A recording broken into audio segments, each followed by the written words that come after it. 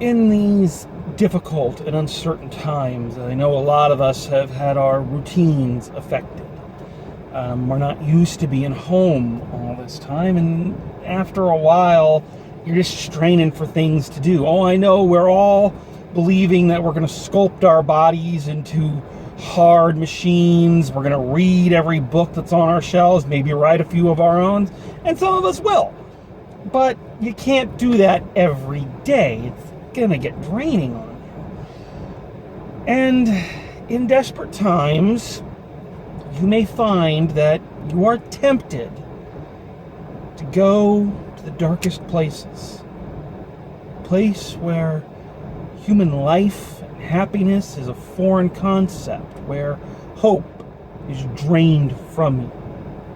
I'm talking, of course, about daytime TV. That haven of moronic game shows, talk shows where sub-mutants try to figure out who of the 47 people they slept with impregnated them. And perhaps the worst of all, judge shows. But I urge you, do not go, for it is like the siren call. It lures you in with the promise that there are people out there whose lives are way more fucked up than yours. And once you're in its clutches, you cannot escape. But there is a haven from this. There is another option.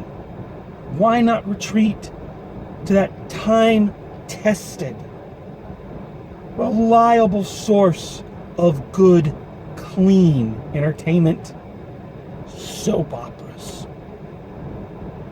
Who doesn't love a soap opera? Now, my personal experience with soap operas is rarely limited. I enjoy Dark Shadows, but need a break from it every so often. And it's easy to joke about these things as being these overly melodramatic haven for C-list actors. But on the other hand, you've got to respect what goes into making them. Consider that these are shows that are on every day. Not once a week, but every day. And, back in the early days of these, there was no off season. There was no season break. You kept going. Maybe you'd have a month off or something. But for the most part, you were there every day. A lot of them were recorded live. So the mistakes are all in there. You got one take to get it right. It's a fascinating world, and sometimes you hear that what went on behind the cameras, the double dealing, who hated who. I mean, come on. Everyone here has seen one of our primetime soap operas in some iteration. I mean, that's basically what TV has become, is a bunch of different soap operas, regardless of what anyone says. Which character is suddenly hooking up with who hates each other off stage. I mean, Aaron Spelling has made a career out of this. And it's very apropos that Aaron Spelling is actually one of the producers on this little film, 1991's Soapdish. That's terrible. There we go. Soapdish. Got to find the shady area. Beautiful day out. Good for exercising. Bad for recording. This film was a staple of HBO back in the day. I remember it was one of the ones it played non-stop. So I remember seeing this movie a lot. And even though I never was really a viewer of soap operas, I do enjoy this film quite a bit. So what's the story for those of you who might not have heard of it? So in this film, Sally Fields plays Celeste Talbot, who is America's sweetheart. She is the star of this long-running soap opera called The Sun Also Sets. And while it appears that she just has everything, she's, as I said, America's sweetheart. She's won all these awards. Her personal life is falling apart. Her life on the show isn't much better, as co-stars and producers are plotting to get rid of her. Part of this plot involves accidentally bringing her niece Lori, played by Elizabeth Shue, onto the show. and then going back and finding a former co-star she had an affair with, and that ended very brutally, so she had him kicked off the show, as played by Kevin Kline, and bringing him back on the show in hopes of driving her crazy to get her off. And in the midst of all this, and Sally Field's increasingly, deteriorating mental condition, secrets come out, conspiracies are revealed. It's a cliche to say, but it's the soap opera behind the soap opera. It's not as dark and sinister as I'm making it sound. It's actually all played very light, very tongue-in-cheek. It's a very fast-paced and interesting comedy. One of the things this one has going for it, aside from a very good script, I think the script is pretty rock solid. And again, people don't give the script and the screenwriters a lot of credit. They think the actors and directors make it all up. But really, if your movie, and especially your comedy, works, it's because the script worked. And this one does an excellent job of mirroring the world of the soap opera with the world of the actors in the soap opera. And, in a way, showing the soap opera as almost being the more sane and stable place as opposed to the real world, which is an interesting juxtaposition. That seems to be a theme that the director and the actors carry through on. It also goes into kind of the fun, what I would assume would be some of the craziness that goes into the writing of a soap opera and the everyday acting of a soap opera, as characters react to weirder and weirder storylines and implausibilities. Whoopi Goldberg plays the head writer of the show, and when they say they're going to bring back a former character who was decapitated, she's in Robert Downey Jr., who's playing the producer's office, making his second appearance on A Forgotten Gem, and she is going off on him as he was decapitated. Do you know what that means? It means he doesn't have a head, no lips, no vocal cords. How am I supposed to write lines for that? The absurdity of having characters turn out to be other characters' siblings or parents.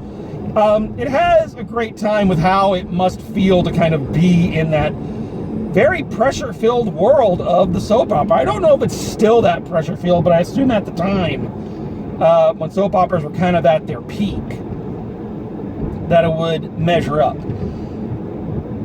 As I've already kind of mentioned, the cast is top-notch. You got Sally Field playing the lead, and she's spectacular. And it's funny, she's kind of pulling a Leslie Nielsen, Lloyd Bridges here, in that she's known so much for a more dramatic actor, or playing the straight man in a comedy. Mrs. Doubtfire, she was, the wet blanket ex-wife. But actually have her take the lead in a comedy and letting her really go crazy with the performance. And yeah, she is chewing up that scenery and having a great time doing it, almost in a Tim Curry-like way. And really, all the cast is just going full-blown. Kevin Kline plays her ex-boyfriend, who was brought back onto the show after having been exiled from it for so long. I'll be honest, Kline's performance is the only one that doesn't feel as funny or as good to me. His hamminess is a little too hammy, and I find that in a lot of comedies that he's in. He's very big and very he has some good lines and he has some good moments, but I don't know, just something about him is a little too fakey, which is funny because, again, part of the concept here is that the action off camera is more hammed up and more soap opera acting than the actual acting they do on the soap opera.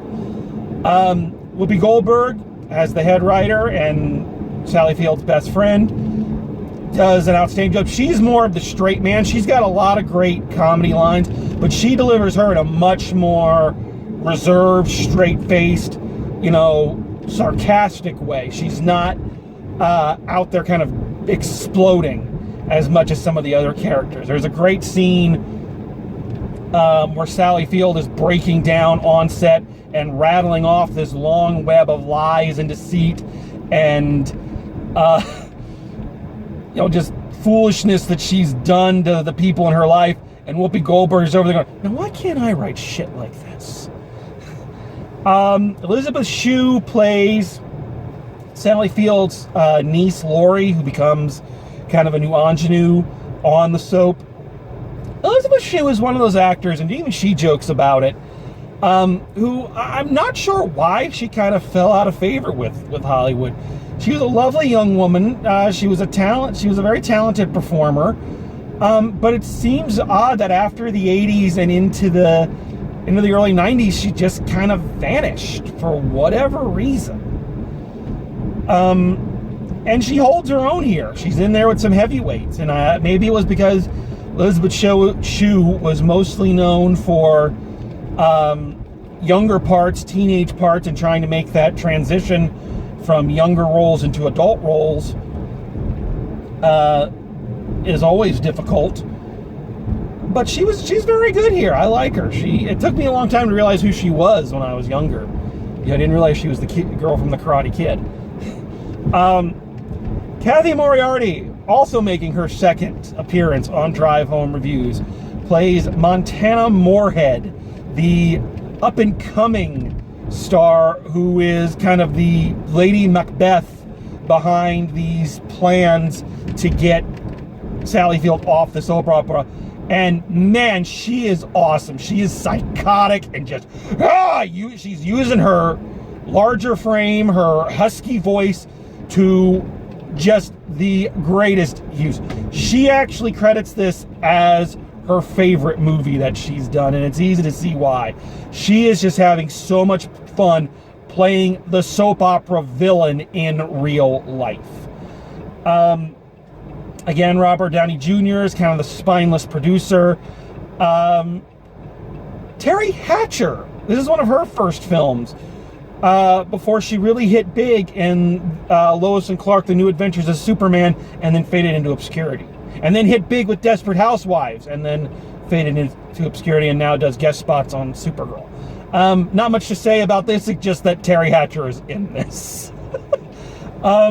So the acting is it's top-notch. They gathered together a really stellar ensemble cast. Sally Field and Whoopi Goldberg play off each other extremely well, to the point that you're almost wondering, why didn't these two do more movies together? Because they really have an excellent chemistry and a great comic timing.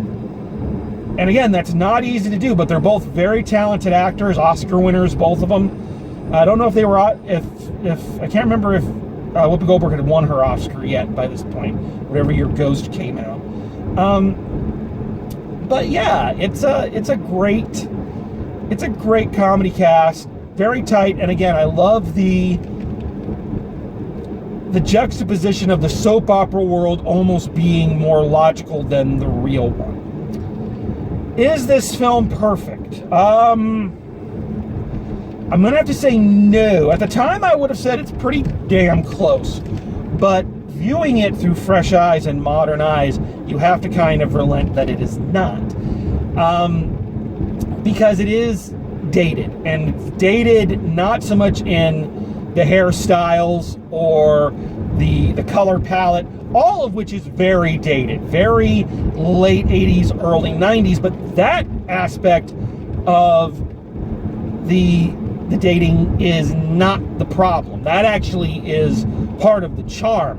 Because again, soap operas were kind of at their height in the 80s. So playing into that aesthetic is smart, and it's part of what makes the movie work. No, where this movie is a little dated is in one of its big punchlines. And I have to, I'm going to spoil some things here. So, again, Montana Moorhead, played by Kathy Moriarty, is our main villain, and she's going through, and they don't shy away. They kind of drop little hints throughout the film. For instance, she's trying to seduce Robert Downey Jr. but refuses to sleep with him, and he's constantly begging her for sex, and she's not giving it to him, and you think, it's just because she can keep him on the leash. There is a scene where she's in her dressing room talking into her mirror, and you see, of course, like a lot of actors do, have decorated the mirror, and there's a flyer for the Wizard of Oz and a Judy Garland doll. Foreshadowing. So what it turns out is that when it comes for her to get her comeuppance is she is not actually a woman, but she's a man. Now, the reactions, the delivery of all this are very funny. But viewing it through 21st century lenses, the struggles of the LGBTQ community, transgender men and women having their struggles, it's hard not to see this final punchline as a little distasteful. It's very hard not to see it as ha ha ha, let's all laugh at the freak. It's something that, again, it still has a good payoff, but I don't know, just again, viewing it through modern lenses, it is not, and I'm not one of those people who thinks that, comedy necessarily needs to be PG, or not PG, PC. I tend to think that, I like South Park, I like basketball, I like Seth MacFarlane, so I'm not one of these people who's like, oh, that offended me a little, so I have to, I must be gotta do a letter writing campaign.